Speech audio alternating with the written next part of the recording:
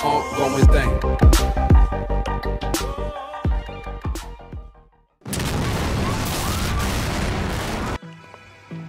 Yo, selamat datang di channel Bahas Film. Di video kali ini gua akan membahas tentang 5 pemimpin SWORD dan akan mengurutkan siapa yang terkuat, yang pastinya dengan alasan berdasar pada movie and seriesnya. Tanpa banyak basa-basi lagi, inilah urutan pemimpin SWORD yang terkuat di High and Low versi Bahas Film.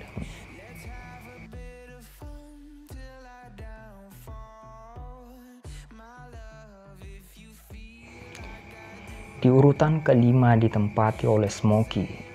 Smokey adalah pemimpin dari Root Boys yang merupakan pelindung di daerah Nameless Road.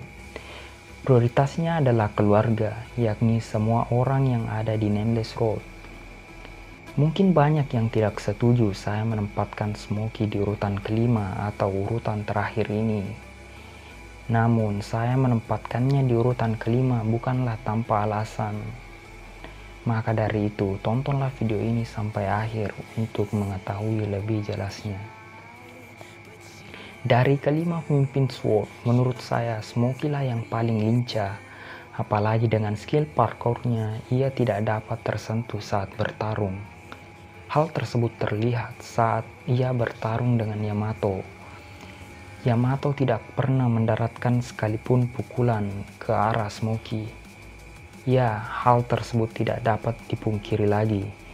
Namun fakta bahwa Smokey memiliki penyakit merupakan hal yang sangat fatal ketika ia bertarung. Sehingga dari kelima pemimpin SWORD yang dapat dipastikan bahwa ia memiliki ketahanan yang paling rendah dibandingkan pemimpin SWORD lainnya. Hal tersebut yang menjadi satu-satunya alasan Smokey berada di urutan kelima. Karena jika ia bertarung dengan pemimpin SWORD lainnya, ia tidak dapat mengimbangi ketahanan dari pemimpin SWORD lainnya yang memiliki ketahanan di atas rata-rata. Di urutan selanjutnya, yakni urutan keempat ditempati oleh Rocky yang merupakan pemimpin dari White Rascal. Prioritas utamanya ialah menjaga perempuan yang dilukai oleh pria. Hal tersebut bukanlah tanpa alasan. Karena pada saat kecil ia memiliki masa yang kelam. Ibu dan saudara perempuannya bunuh diri karena tidak tahan dengan perlakuan dan siksaan dari ayahnya yang tukang judi dan pemabuk. Kembali ke topik, Rocky memiliki ciri khas bertarung dengan tongkat. Rocky juga bukanlah tipe petarung dengan agility atau kelincahan yang tinggi. Namun, terlepas dari itu, Rocky memiliki tinju yang kuat dan ketahanan yang luar biasa. Kedua hal tersebut terlihat saat ia bertarung dengan Ranmaru. Sekalipun ia telah dicekik dengan rantai, kepalanya dipukul dengan botol dan kunci Inggris, tangannya ditusuk dengan serpihan kaca, dan masih banyak lagi kebrutalan yang telah dilakukan Ranmaru. Ia tetap bertahan dan Rocky membelikkan keadaan saat ia beradu pukulan dengan Ranmaru. Pukulan kuat tersebut membuat Ranmaru kesakitan. Nah, alasan yang membuat gua menempatkan Rocky di urutan keempat ialah pada saat Ranmaru mendatangi Hyuga untuk mengajaknya di pihaknya. Di sini gua melihat Hyuga lebih berbahaya dari Rocky. Sehingga Rocky menjadi target pertama dari Ranmaru dibanding Hyuga. Rocky juga sempat bertarung dengan Jesse, dan yang terlihat Rocky terkapar bersama dengan anak White Rascal lainnya. Di urutan ketiga, ada Hyuga yang merupakan pemimpin dari Darumaika. Hyuga merupakan sosok yang brutal dan keji.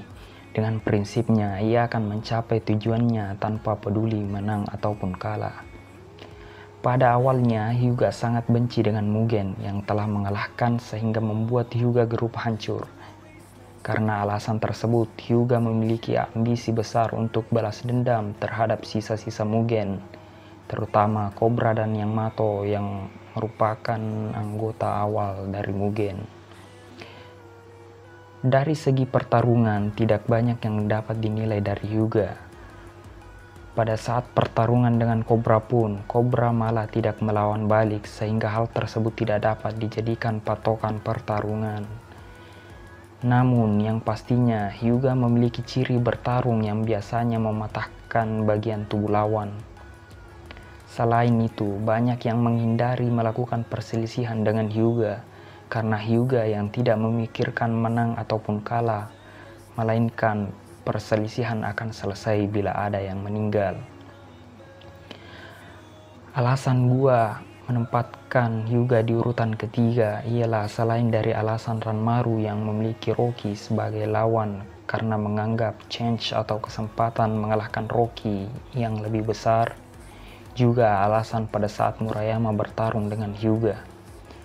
Walaupun pertarungan tersebut tidak diperlihatkan, namun dari perjanjian yang dibicarakan, bila Murayama yang menang, maka Hyuga akan ikut dalam perjanjian Sword. Dan pada saat setelah itu, Hyuga ikut dalam perjanjian, terlepas dari pendapat yang mengatakan Hyuga sadar akan perjanjian itu, sehingga pertarungan tersebut tidak menghasilkan pemenang. Di urutan selanjutnya, yakni di urutan kedua, ada Murayama yang merupakan leader dari SMA Oya. SMA yang memiliki dua faksi ini yakni full time dan part time. Untuk part time atau paruh waktu memiliki siswa yang berumur di atas 20 tahun. Dan seperti yang dikatakan Suji dan Shibaman, bahwa siswa paruh waktu memiliki tingkatan yang berbeda. Kita kembali lagi ke Murayama dengan ciri khas tertawa saat bertarung. Murayama menjadi pemimpin setelah menahan 100 pukulan dari siswa paruh waktu yang ada di kelas saat itu. Dan menariknya lagi, ia menumbangkan seisi ruangan tersebut. Ini menunjukkan bahwasanya Murayama memiliki ketahanan dan kekuatan. Namun ia harus ditempatkan di urutan kedua setelah ia kalah dari Cobra yang merupakan pemimpin dari Sano Rengokai. Pertarungan ini bisa dikategorikan sebagai sekian duel terbaik di High and Low. Walaupun pertarungan ini bukanlah pertarungan yang mudah bagi Cobra karena Murayama juga memiliki kelincahan pada saat bertarung. Selain itu, Cobra juga harus dibantu berjalan oleh Dan setelah pertarungan tersebut. Dan pada saat itu, Cobra berkata bahwa anak dari SMA Oya yang mana yang dimaksud adalah Murayama akan menjadi semakin kuat.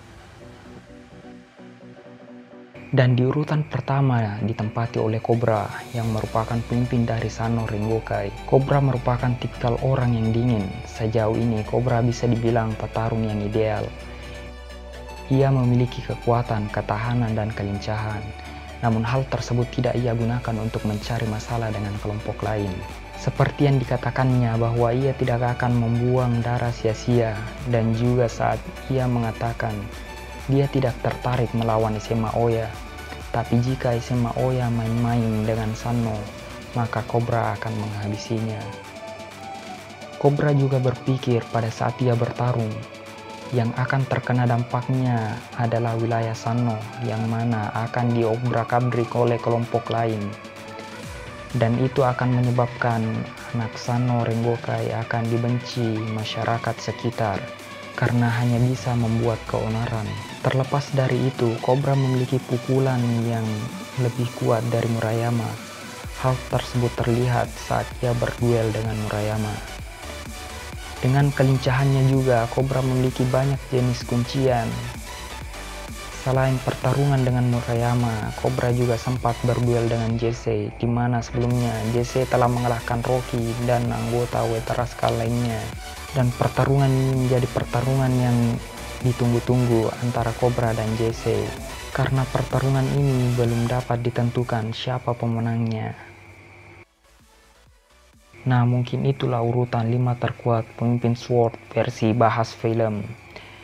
Namun, walaupun gua mengurutkan 5 yang terkuat, gua tetap menyukai kelima-limanya karena memiliki ciri khas masing-masing yang membuat film High and Low semakin menarik.